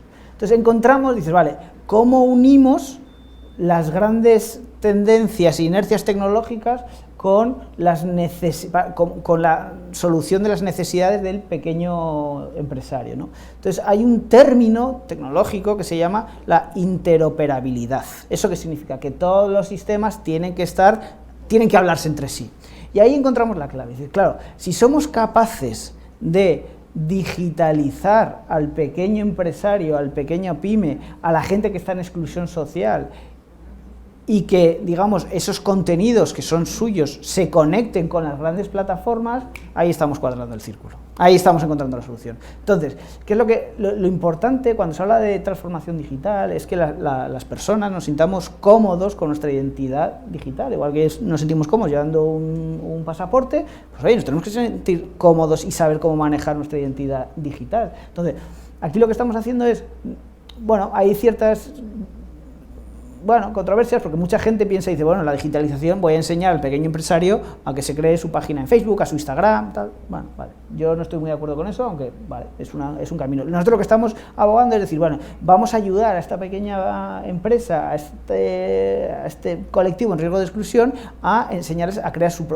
página web, a crear sus fotos, a contar su historia, ¿vale? Y que lo escriban ellos con ayuda, desarrollando equipos locales, pero que creen su historia, porque al final de eso va a esto. Y una vez que ya lo tenemos en un repositorio, en una base de datos que normalmente es propiedad del ente gestor, bueno, conectamos esa fuente de información, esa web del pequeño empresario con la página de promoción turística, de forma que estamos encima siendo más eficientes, porque claro, si resulta que tú ahora, esto ocurre también mucho en España, la web oficial, el restaurante de Manolo, entonces tú lees la descripción, es aburrida, es anodina, no te invita, pero sin embargo, si vas al restaurante Manolo y le preguntas, oiga, ¿usted cuál es su historia? Y te empieza a contar la historia de la abuela, del tío que fundó, tal, te ilusión y dice, oye, ¿y por qué no lo escribes en la web y lo trasladamos a la página de promoción turística? Entonces al final se trata de eso, de conectar las grandes tecnológicas con las historias y enseñarles a manejar estas nuevas tecnologías. Yo haré 2 preguntas y una, con personas que han enviado por WhatsApp. ¿Cómo empezar para poner en práctica todos los pilares de TTI, como gobernanza, innovación, tecnología, sostenibilidad y accesibilidad? Que no es sencillo, ¿no? Pero tendrás que hablar esto en poco tiempo. Y la otra es poner wifi en la playa, lo que representa para una ciudad. A ver, para los que no estéis muy al día con los destinos turísticos inteligentes, la teoría dice que un destino turístico inteligente es aquel que trabaja en 5 grandes pilares: la gobernanza, la innovación, la accesibilidad, la tecnología y la sostenibilidad. Sostenibilidad entendida en sus diversas acepciones: social, económica, cultural, etc. Claro, pasar de la teoría a la práctica, eso es lo difícil. Entonces, ahora los destinos están volviendo locos en hacer todas las iniciativas, en gobernanza y tal. Desde mi punto de vista, y lo que la experiencia me ha demostrado, es que lo más, no sé si decir lo más sencillo, para mí se debería empezar primeramente por la gobernanza. Si no hay comunicación, si no hay identificado los valores, qué nos hace únicos, hablamos turismo con movilidad, con sostenibilidad, todos los entes que conforman el territorio hablan, eso es lo primero. Obviamente, la accesibilidad y la sostenibilidad son fundamentales, pero también son muy difíciles de solucionar en el corto plazo. Yo no digo que no haya que trabajarlos, claro que hay que trabajarlos, pero si tienes que elegir dónde pones los recursos en un primer lugar, obviamente hay que saber definir, pero creo que es más sencillo teóricamente empezar por la gobernanza y por la parte de transformación digital que por todos los pilares. Entonces yo empezaría a definir una gobernanza participativa dentro del ente gestor y con la ciudadanía para definir los valores y cuáles son los mecanismos de comunicación, y luego ir capacitando a todo el ecosistema en la parte de transformación digital. Sin olvidar, obviamente, cultura, sostenibilidad, pero muchas veces se quiere abordar todo y es inviable. De hecho, tú y yo lo hemos hablado muchas veces. En España, la única ciudad que ha conseguido certificarse en la norma 501 requisitos es Benidorm, pero Benidorm es una entre un millón, es lo que decía, es una ciudad de 150.000 habitantes que recibe 5 millones de turistas, que vive por y para el turismo. Benidorm hay una. Entonces, es muy difícil. Entonces yo me centraría en esos dos. Y la segunda, ¿qué significa poner un wifi en la playa? Pues obviamente no te hace que seas inteligente, es una herramienta más. Sí que es cierto que es un pasito interesante si se sabe utilizar de forma adecuada. ¿Por qué? Porque al final lo importante de esto es cómo gestionar los datos. No se trata, le estás ofreciendo un servicio a la ciudadanía, al residente, luego ya depende de cada país. En España tenemos unas directrices que te dicen que las wifis públicas solo pueden tener una velocidad máxima de 256K. 256K no sirven ni para subir una foto a Instagram, ¿vale? Pero se abre y dice, hay wifi gratis. Bueno, eso ya se va solucionando, pero lo importante es cómo gestionas los datos que te da esa red. Es decir, tú ya puedes, como ente gestor, empezar a analizar patrones de comportamiento, por dónde se mueve el turista o el usuario de la wifi, mandarle mensajes, oye, hay una promoción aquí, hay una promoción allá. Puedes empezar a vertebrar el territorio, orientando, recomendando movimientos. O sea, es un primer paso, ¿vale? Gracias. Fernando, en tu ponencia has hablado de que el turismo cultural es algo todo. Y has explicado ahora la cuestión de que valores en Soy, ¿no? Cómo la ciudad se ve. ¿Se puede contar un poco más la experiencia de Ponferrada y del consorcio de las ciudades UNESCO de España, donde pudimos conocer en Ávila y Ponferrada? Bueno, el tema de las... En España hay, si no recuerdo mal, 12 o 13 ciudades que son patrimonio mundial, patrimonio de la humanidad. Toledo, Santiago, Salamanca, Segovia, Ávila, Ibiza. El caso es que estas ciudades han formado una asociación de ciudades patrimonio de la humanidad españolas que funciona muy bien porque son ciudades, es decir, no estamos hablando, no sé cuántos, España debe ser la primera nación del mundo en monumentos declarados Patrimonio de la Humanidad, pero en ciudades solo hay estas 13. Y han formado una asociación que básicamente lo que hace es compartir experiencias, es decir, junta a ciudades tan distintas como Ibiza, con lo que he contado, con Santiago de Compostela o con Toledo, y se juntan y empiezan a analizar, a ver, cómo estamos preparados para el tema de la accesibilidad, cómo estamos preparados para el tráfico, cómo estamos preparados para los planes de contingencia. Por ejemplo, Ávila empezó a desarrollar un modelo por el cual todos los servicios de emergencia, los bomberos, cada monumento de la ciudad tiene una ficha de intervención y los bomberos saben por qué puerta tienen que entrar, dónde pueden usar agua, dónde no pueden usar agua, saben cuáles son las piezas artísticas más importantes que tienen que retirar primero, cómo las tienen que retirar, dónde tienen que colocarlas en caso de incendio. Es decir, y toda la ciudad se ha planificado, claro, tú tienes una ciudad que es Patrimonio de la Humanidad, ¿Cuál es tu valor principal? ¿Qué tienes que defender? Es ese. Es lógico que tus bomberos sepan actuar, es lógico que la policía sepa actuar, es lógico, y no estamos hablando de turistas, estamos hablando de preservar tus propios valores. Y, por ejemplo, se han intentado recuperar procesos de temas de accesibilidad, temas de accesibilidad digital, es decir, por ejemplo, de mecanismos, es decir, tú entras a una ciudad y tienes una plataforma que te dice, no vaya usted a la cola de este museo porque ahora hay 200 personas, vaya a este que no tiene cola y deje este para la tarde. Esto es ordenar los flujos dentro de la ciudad, en ciudades que están empezando a tener problemas graves de masificación. Porque hemos pasado del escenario de queremos que vengan turistas a Dios mío que vienen turistas. Entonces de repente dices, no, es que si vienen más turistas esto revienta. Y los monumentos sufren y empieza a haber numerus clausus. Ahora mismo, por ejemplo, la isla de Formentera, que es una isla pequeñita, paradisíaca, fantástica, que está al lado de Ibiza, empieza a tener cupo de entrada. Y cuando se llena ya no dejan entrar a nadie más en la isla. Estamos hablando de una isla grandísima, no estamos hablando de una isla pequeñita, por eso ya existía en parques naturales antes en España, ¿no? Pero esto es una isla en la que vive gente, que tiene ciudades y pueblos, y ya empieza a controlar. Por ejemplo, Ibiza es patrimonio de la humanidad por la ciudad fortificada y por las praderas de Poseidonia. Las praderas de Poseidonia es una planta que crece debajo del agua, en las zonas costeras, que produce oxígeno, y ese oxígeno purifica el agua de forma que las aguas de Ibiza son de las más limpias del mundo. Vale, ¿qué ha pasado? Pues que de repente se ha liberalizado el mercado de los barcos de alquiler. Entonces todo el mundo que va a Ibiza, lo primero que quiere hacer es coger un barco para montar una fiesta. Para montar una fiesta, no crean ustedes que van a ir a ver... Y todos se van a la misma cala, a lo que antes era una calita, una playa desierta en la que no iba nadie. Ahora hay 500 barcos en el agua que tiran sus anclas y arrastran y destrozan la Poseidonia. Por tanto, han empezado a establecer mecanismos de control para evitar que eso se produzca. Es decir, el turismo está muy relacionado con la capacidad de carga de una ciudad. Y cuando uno hace una planificación turística, pueden pasar dos cosas: que no funcione, y todo el mundo, jo, qué pena, no viene nadie, o que funcione demasiado bien y supere la capacidad de carga de la ciudad. Si volvemos al caso de Florianópolis, el punto crítico de la capacidad de carga de esta ciudad es el puente por el que todo el mundo tiene que cruzar.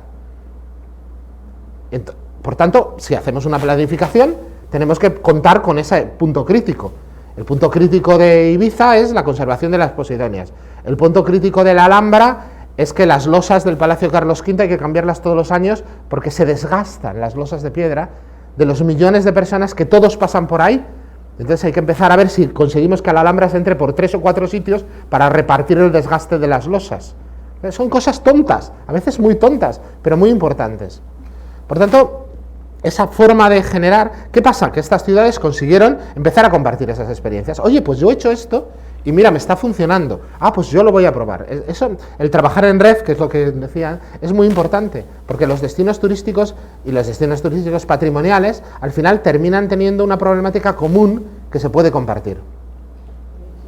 Es una idea muy interesante lo que dice Fernando, porque al final, tradicionalmente, estamos acostumbrados a la gestión de la escasez. O sea, los recursos públicos están orquestados, armados para gestionar la escasez. Sin embargo, el paradigma social y mundial está cambiando. Tenemos que acostumbrarnos a gestionar la abundancia. Y parece una tontería, pero no lo es.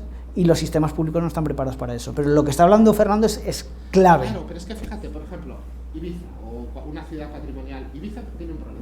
Tiene, no sé, 100 hoteles que en invierno están todos cerrados. Entonces, en verano, dice, al final tiene, no sé cuántos millones de turistas, muchos, no sé, 10 millones de turistas, no sé cuántos tiene Ibiza. Tiene 10 millones de turistas, pero todos los tienen en el meses de julio y agosto. Entonces, esos días las carreteras no dan abasto, los hospitales no pueden atenderlo, no hay agua potable, no hay dónde dormir, los funcionarios públicos que van destinados para reforzar los servicios públicos no tienen casas en las que quedarse, porque los precios de los alquileres son brutales. Si esos 10 millones de turistas los repartes en los 12 meses del año, tu infraestructura no necesita ser tan grande. está mucho más equilibrada, es más constante, no genera problemas de inflación brutal durante 2 meses para luego que no haya nada. Es decir, por tanto, a Ibiza le interesa cambiar rápidamente su modelo turístico, no solo por el riesgo de que todos esos turistas terminen yéndose a Croacia o a Turquía, que ocurrirá. En cuanto el alcohol sea más barato en Turquía, seguro que se van allí todos los ingleses. Pero el problema no es ese, el problema es que vamos a intentar tener un desarrollo, el concepto, claro, la gente siempre dice sostenible, pero nadie piensa que es sostenible. El concepto sostenible es muy importante, pero afecta a estos. Plantear un turismo sostenible es justamente evitar este tipo de cosas.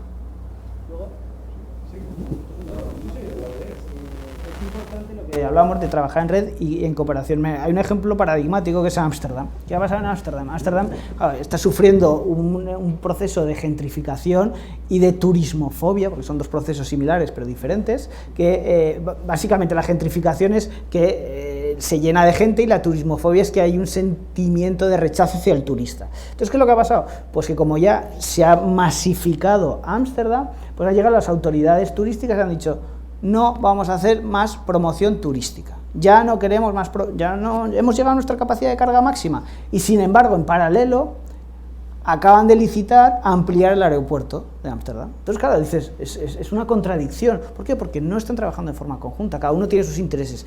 O empezamos a alinear, o lo que está ocurriendo en Ámsterdam se va a extrapolar al resto de destinos. O sea, no puede ser que el ente turístico decida no promocionarlo y luego la ciudad diga: no, contra más gente venga, siga viniendo, mejor. Eso no es sostenible.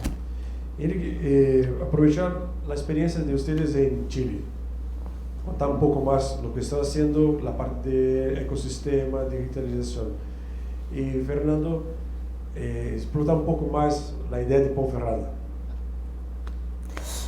A ver, el gobierno de Chile el año pasado nos encarga, a final del año pasado nos encarga ayudarles a desarrollar los lineamientos del futuro plan estratégico de transformación digital del país.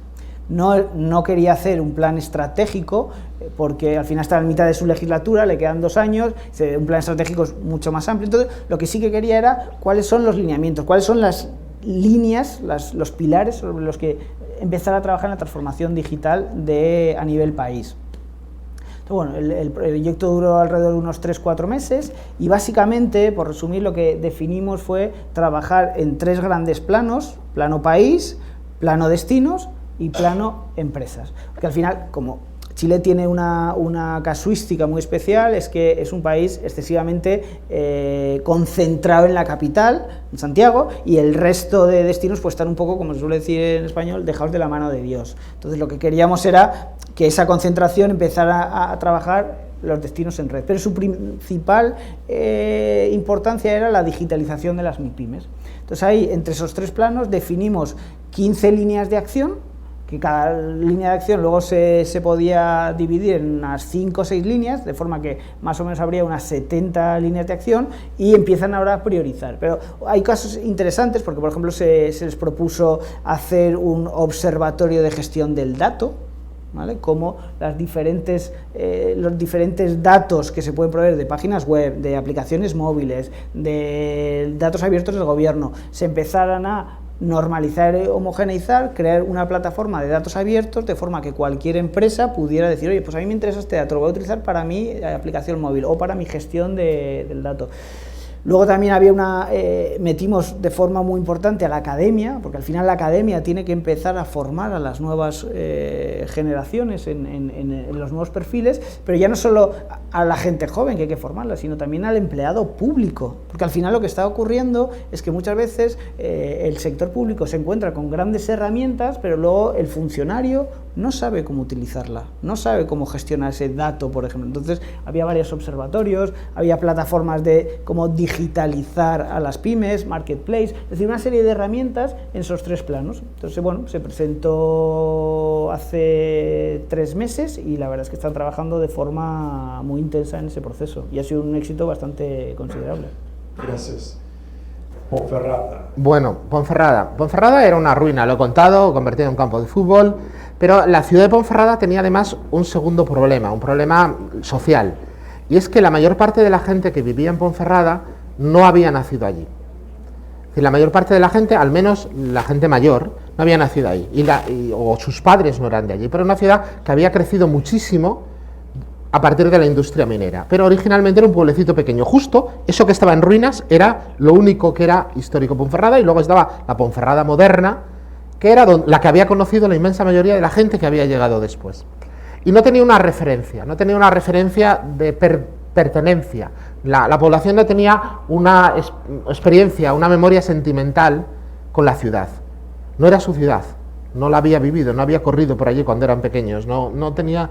Y por tanto, la recuperación del castillo, que fue acompañada de un trabajo de explicación en todos los colegios, como empezamos hace 25 años, ahora hay personas que tienen 40 y tantos años a los que les contamos cómo era su castillo y lo importante que eran hace 25 años, y que ahora tienen comercios y tienen negocios y trabajan allí o son funcionarios.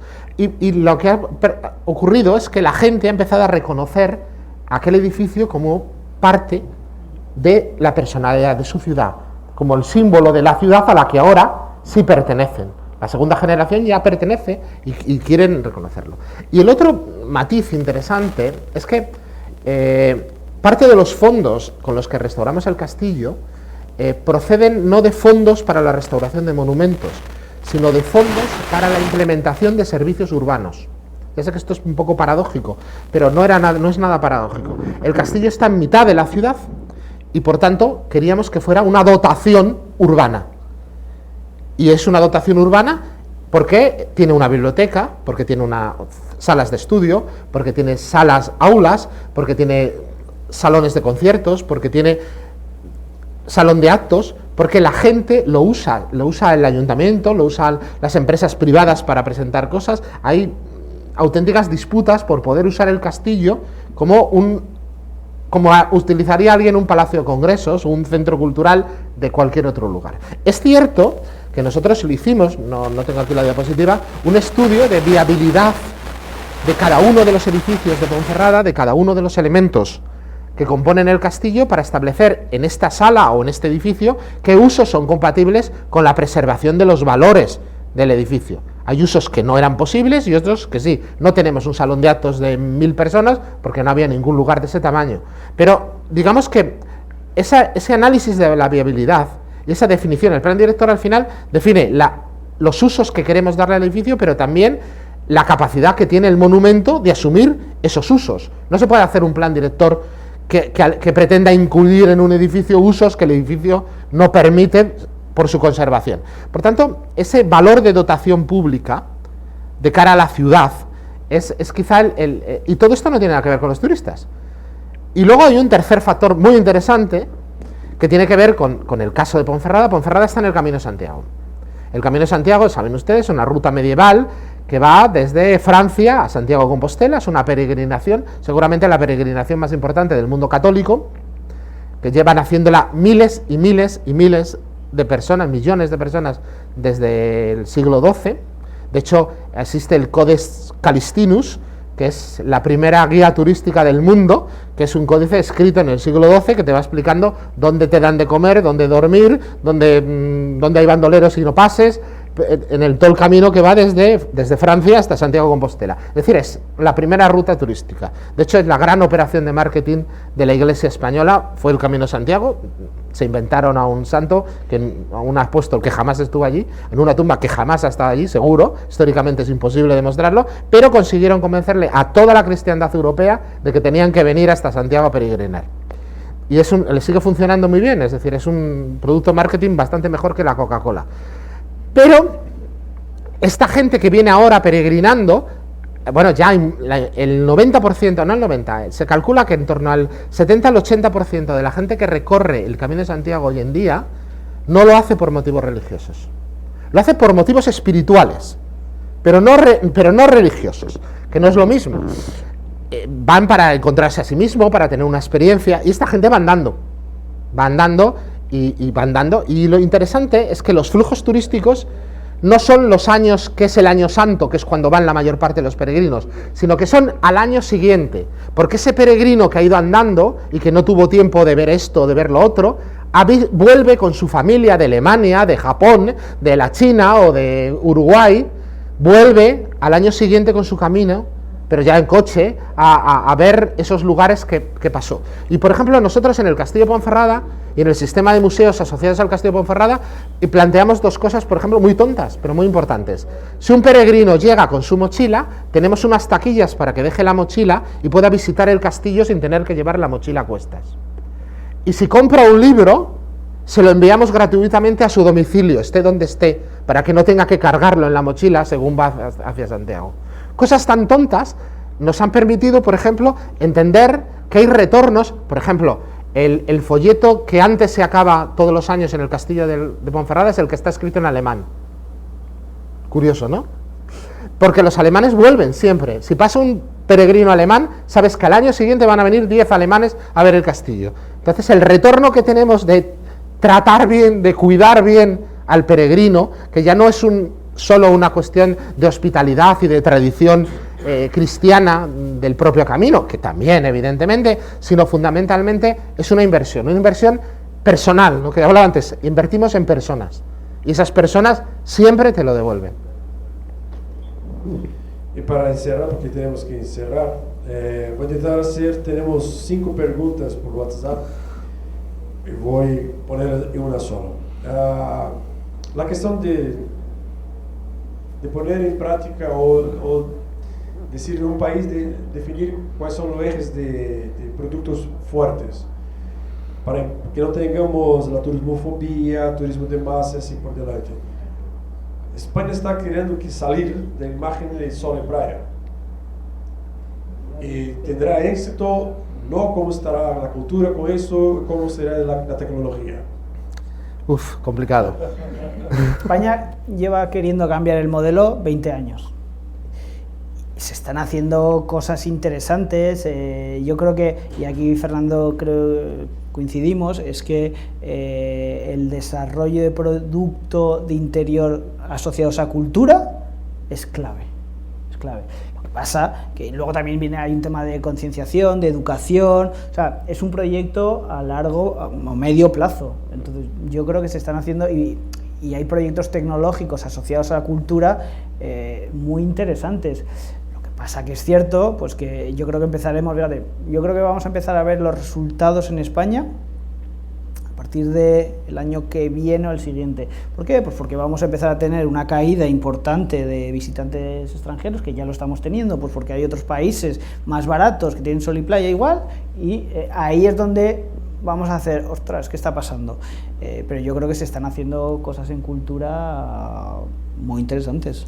Sí, pero hay una segunda cuestión que es muy importante. El turismo cultural, que en España, hombre, hay ciudades, Ibiza por ejemplo, pero muchas otras, hay ciudades culturalmente muy potentes y patrimonialmente muy potentes, en la costa también, evidentemente, pero el turismo de interior es básicamente, tiene una raíz radicalmente distinta del turismo de playa, y es que es un turismo casi siempre individual. Es decir, no son grandes tour operator que mueven cientos de personas, sino son familias, amigos que deciden ir de viaje. Y entonces ese turismo depende básicamente de factores muy interesantes. Primero, que haya seguridad. O sea, tú te puedes ir a Egipto porque te garantizan que vas a ir en un autobús escoltado por 2 tanques con ametralladoras y no te va a pasar nada. Pero tú a Egipto solo no vas, porque es un problema, ¿no? Entonces, si tú no puedes garantizar que la gente se pueda mover con libertad, con seguridad, y España tiene esa seguridad, y se percibe que es un lugar seguro, que puedes andar por la calle de noche y no te va a pasar absolutamente nada. Segunda cuestión, tiene que haber viabilidad pública, es decir, si yo voy a una ciudad solo y no tengo un autobús concertado, tengo que tener posibilidad de salir del aeropuerto fácilmente, de llegar a mi destino fácilmente, o sea, el transporte público tiene que funcionar, porque si no, yo no me puedo mover solo, si dependo del tour operator que me va a poner Y tercero, y esto también es interesante, tiene que haber una calidad equivalente al turismo que tú generas. Es decir, el turismo de patrimonio va asociado a gente que quiere comer bien, que quiere productos de la zona, que quiere dormir bien, es decir, y por tanto, si no puedes tener un turismo cultural, cuando tú organizas una visita a una ciudad, siempre hay alguien, lo hemos contado el otro día, del grupo que dice, bueno, va, muy bien, vamos a ver 2 museos y un castillo y tal, pero ¿dónde comemos? Pues ese ¿dónde comemos? Tiene que estar resuelto y tiene que formar parte esas son las claves. Y España este año lo está consiguiendo, Francia lo está consiguiendo, Italia menos, pero empieza a funcionar ese turismo interior cultural que a veces mueve muchísimo dinero, no estamos hablando, hay muchos millones de personas. A ver qué opinas. Yo creo que hay incluso un cuarto elemento, que es la implicación de la ciudadanía. ¿Por qué? Porque al final la cultura, obviamente, me perdona la vulgaridad que voy a decir, son piedras, son castillos, son libros, pero la cultura también se transmite de forma personal con las personas. Entonces, en toda esta estrategia, incluir a la ciudadanía a través de programas de hospitalidad, que se sienta, por ejemplo, es lo que os decía antes, en la Comunidad Valenciana acabamos de lanzar un programa de hospitalidad mediterránea. ¿Y de qué trata? Pues básicamente es ir dando este tipo de charlas, conferencias, porque no son cursos, donde cualquier persona pueda asistir para remarcar los valores que hacen fuerte a la comunidad. Y esos valores que son hospitalidad, amabilidad, sonrisa, luz, gastronomía. ¿Por qué? Porque si la ciudadanía está implicada en el proyecto, es mucho más fácil transmitir la cultura. Porque cuando venga un turista y vaya a comer, el propio restaurante, el propio camarero, le va a transmitir el orgullo de pertenencia. Entonces yo creo que implicar a la ciudadanía es también un elemento fundamental. Sí, y además eso está cambiando el patrón. Mucho del turismo de interior no se aloja en grandes cadenas hoteleras, se está alojando en casas rurales, en pequeñas... sí, exacto, en hoteles boutique, pero normalmente incluso en casas rurales con familias que viven allí.